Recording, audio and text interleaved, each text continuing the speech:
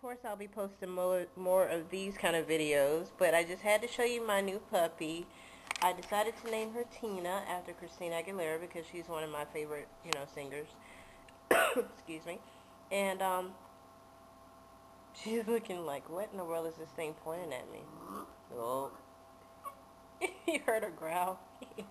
Poor thing. She does have fleas. I'm gonna have to go to the store and get some flea stuff for puppies. I gave her a bath a couple of days ago, and that helped some of the fleas. But you know how they come back and stuff. But this is Tina, and she doesn't like the camera. Plus, she's sleepy too. She took a little nap a little while ago, and I took her outside after she woke up so she could pee, and she peed right away. And I was so proud of her, and I praised her, and I gave her a treat. Then brought her back in here, and I think she's still kind of sleepy because she was on her little bed before.